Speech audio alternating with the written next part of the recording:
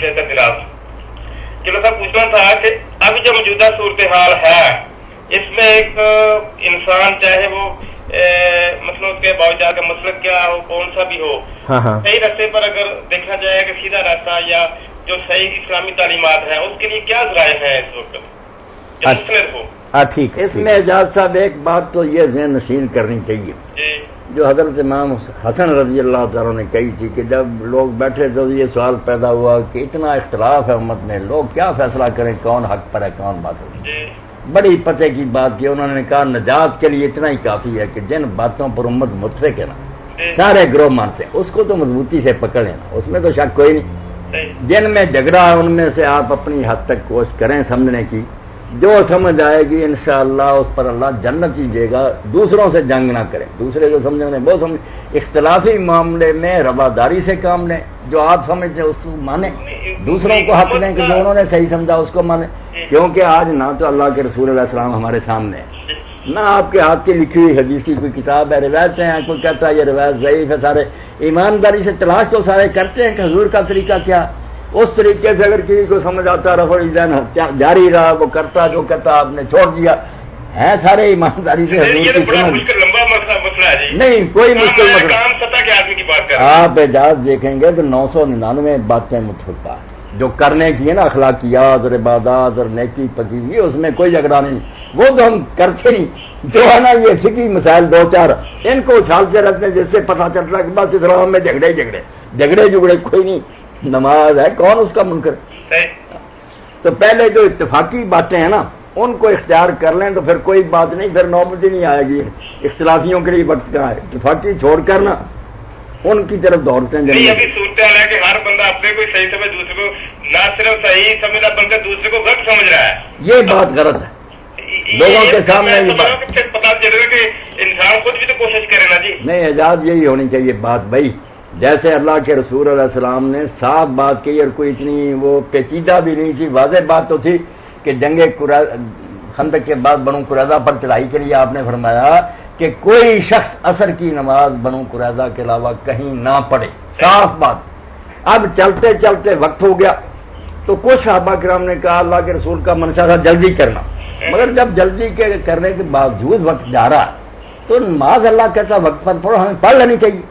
دوسروں نے کہا نہیں مغرب پڑھ لیں گے سب پڑھ لیں گے عصر نہیں پڑھیں گے بنو قریظہ کے علاوہ. دو گروہ بن گئے اہل حدیث ظاہری لفظ پر اڑے ہوئے کہ وہاں پڑھیں گے اور دوسرے جنہوں نے کہا یار جلدی کرنا مطلوب تھا نماز کو کیوں لیٹ کریں وہ اہل فقہ ہو گئے. اسی لیے ابن حزم کہتا میں ہوتا وہاں تو میں اس گروہ کے ساتھ ہوتا جس نے وہاں جا کر پڑھی رجحان ہے اس کا.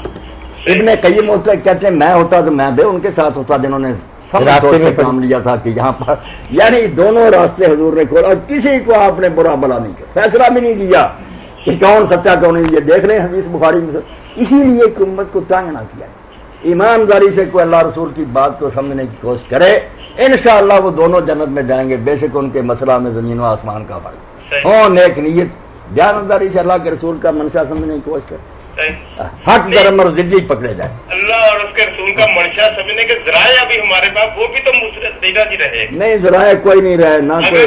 ہم یہ سمجھے کہ ذرائع مسلط تو پھر اسلام کی اتنا زیادہ نہیں اسلام کا کچھ نہیں بگڑا.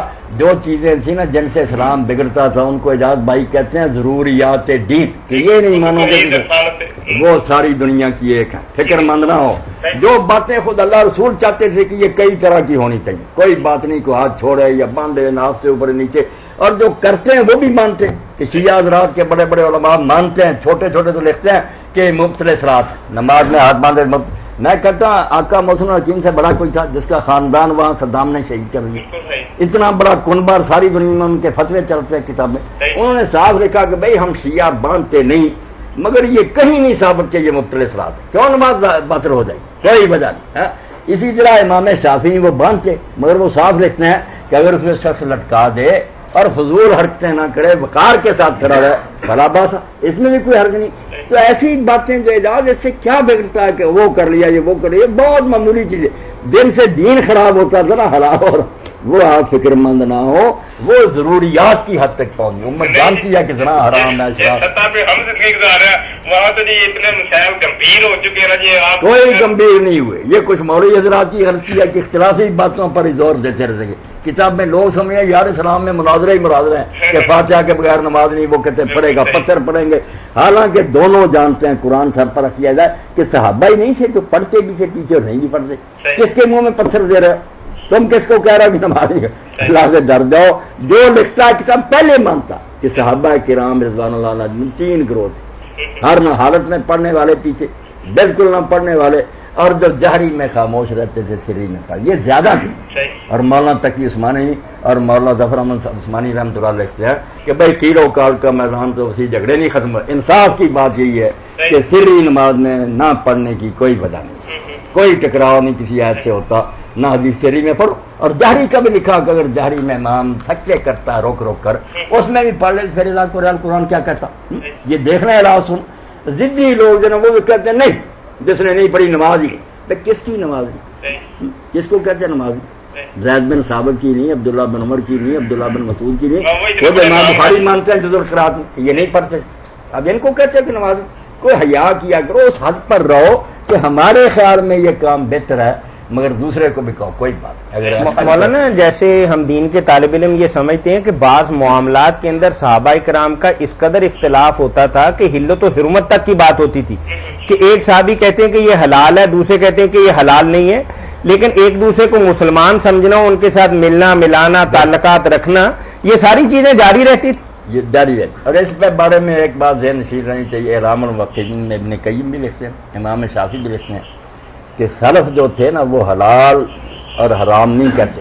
جن چیزوں کا اللہ رسول نے ذکر نہیں کیا کوئی عالم حرام نہیں کہتا تھا. یہ بعد میں فقہ میں توسع ہو گیا حرام حرام حرام نہیں.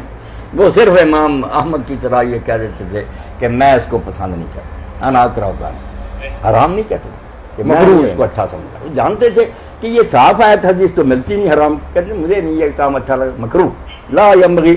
یہ اعلام الموقعین نے پوری فصل جو لوگوں کو پڑھانی چاہیے کہ حرام تک نہ چلا جایا کرو. یہ کہو کہ ہمارے خیال میں یہ اچھا ہے کہ یہ کام نہ کیا جائے. ٹھیک ہے، بس وہی بات آپ کی ٹھیک ہے. لکم دینکم ولی دین. ان کو برداشت کرو، اپنا برداشت کرو برداشت نہیں، صرف جلے دل سے محبت کرو. یہ تو اگر ہو جائے تو دوسرے کو جینے دو کہ اس نے بھی اللہ رسول کی بات سمجھ کر یہ کیا ہوا کوئی بات. جناب بڑی مہربانی. اللہ خیر. السلام علیکم. وعلیکم السلام ورحمۃ اللہ. جی پہلا